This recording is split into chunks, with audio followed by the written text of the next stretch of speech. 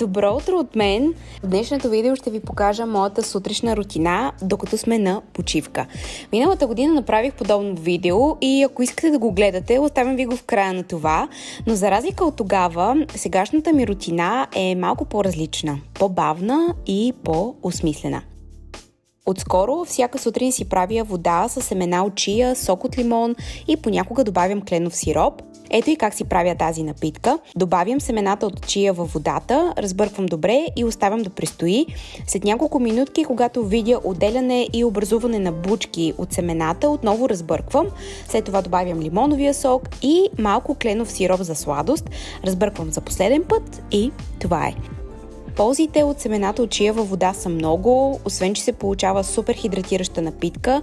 Тя съдържа фибри, които подобряват храносмилането, съдържа минерали, включително калций, магнезий, желязо и може да помогне за регулирането на кръвната захар.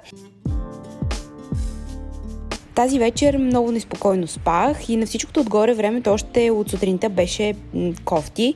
Излязох навън с кафето и просто зяпах как се веят клоните на дръвчетата и цветята в двора на къщата ни. Беше много по-приятно, отколкото да забия поглед в телефона, гледайки социалните мрежи. Избягвам ги напоследък до толкова доколкото мога. Имам нужда от баланс между времето, което прекарвам онлайн и офлайн. И още нещо, от което имам нужда да се измия косата, защото положението беше леко мазно. Все пак 5 дни от последното миене не е никак скоро. Най-добри резултати в начина, по който изглежда кожата ми, съм постигнала в момента, в който започнах да имам както сутрешна, така и вечерна рутина в грижата за кожата. И сега ще ви покажа кои продукти използвам сутрин, а вечерта това са съвсем различни продукти. Но ако ви е интересно, някой път мога да ви споделя. Това е пълната гама на Гарние с витамин С, която получих сравнително наскоро. Тя включва мицеларна вода, измивен гел, маска, серум и хидратиращ гел крем. Общо взето имате си цялостна рутина, като единствено маската използвам един път в седмицата. Витамин С е един от най-силните антиоксиданти, които можем да нанесем върху кожата си. И един от триковете, които използвам в грижата си за кожата, е първо да подредя правилно продуктите в рутината си. Много е важно да знаем кое след кое следва, като например важно е след серум да се нанася крем. Просто си представете, че те са най-добри приятели, вървят ръка за ръка и един без друг не могат, така че винаги ги нанасяте един след друг, за да получите най-добри резултати. Аз го правя и с потупващи движения, защото кожата е като гъба. Като натиснете, тя се отваря. Под микроскоп, между другото, това се вижда много добре и това, което е отгоре върху кожата, се абсорбира цялостно. Така че това движение позволява на продуктите да проникнат по-надълбоко в кожата и така да получим по-добри резултати от използването на продуктите.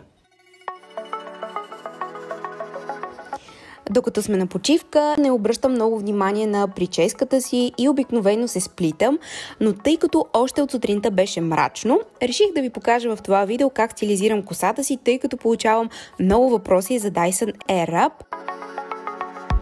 Най-лесно ми е да разделя косата си на две половини и първо да направя едната, а след това и другата.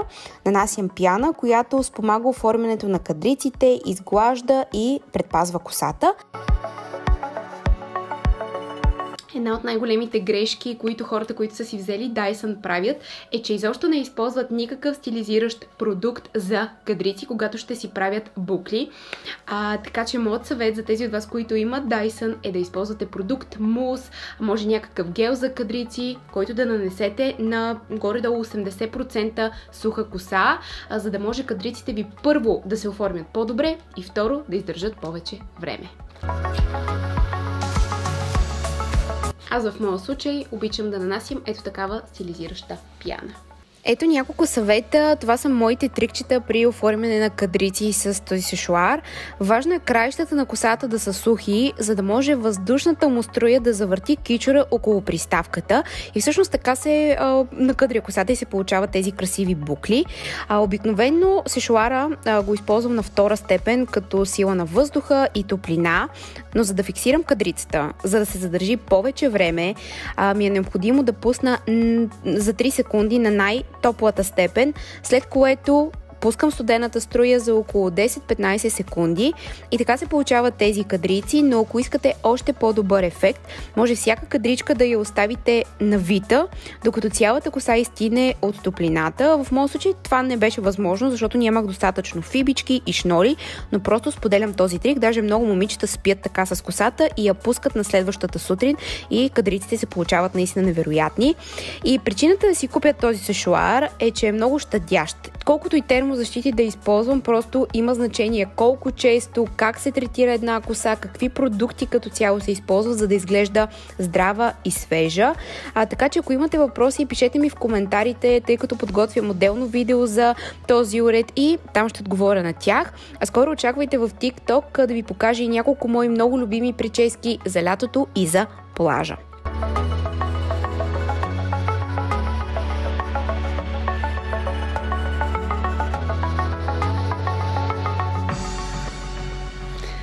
Огладнях. В предишното ми видео тествах популярни TikTok рецепти за лятото, така че ако сте го пропуснали, наваксайте. Тази сутрин реших да си направя ролца от оризова хартия с пълнеж от бъркани яйца, авокадо и краставица.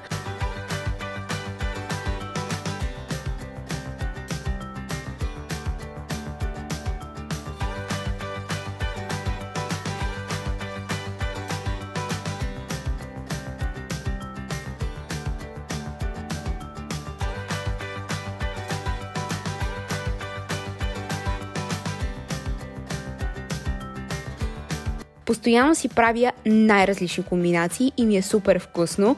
Вие пробвали ли сте да си направите такива ролца? Мен лично много ме засищат и ми харесват, докато Стан просто не може да хапне тази вкусти, защо не му харесва. Той по-скоро обича едни царевични крекерчета, които си маже с хумус или маслинова паста. Направо ще взема да направя един влог какво ядем през деня, за да ви покажа какво си хапваме.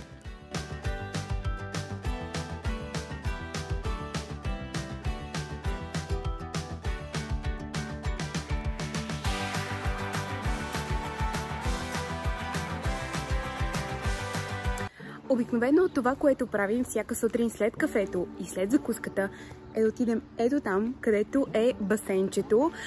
Преди това обаче се омазваме обилно с слънцезащита. Слънцето тук е наистина много силно, така че горе-долу стоим на плажа до около 1 часа, нещо е такова, и чак след обяд се връщаме на плажа, защото между 2 и 4 просто аз лично не мога да издържа.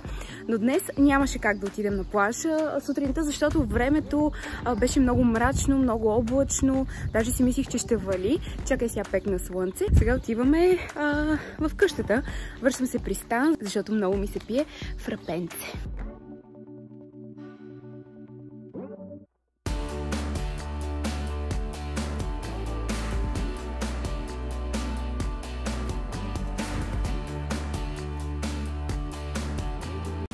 Стан е абсолютен майстор на фрапето и обожава да ми прави изненади, докато съм на плажа. Споменах вече, че времето в деня, когато снимах, беше кофти, но когато е слънчево, с кеф и сутрин и след обяд, понякога го така помолвам му се да ми направи едно хубаво фрапенце. Забелязахте ли как във видеото нямаше нито един кадър с телефон и с лаптоп, с които по принцип съм много тясно свързана, но се старая сутрините ми да прекарам възможно най-дълго време без тях. Харесва ми сутрин да се събуждам бавно, да имам цялото време на света, за да си спия кафето. Така или иначе по-късно през деня ще си проверя социалните мрежи, поне да не го правя от момента, в който съм си отворила очите. Жонглирането между живота онлайн и живота офлайн е тема, която много така силно ме вълнува. Може би защото самата аз усещам, че има някакъв дисбаланс там и все бързам за нещо. Всъщност всички бързаме за работа, за уроци, за ангажименти, за обещания, да не изпуснем нещо, но обръщаме ли достатъчно внимание на вътрешния свят, на менталното си здраве? Успяваме ли да се поспрем поне за мъничко, да осмислим всичко и ако да, какво правим след това? И ви благодаря, че гледахте сутрешната ми рутина на това прекрасно райско място. С вас ще се видим следващия път. Целувки и до скоро. Чао! Ай, самолета идва и ще се чуи отгоре самолета, хеликоптера!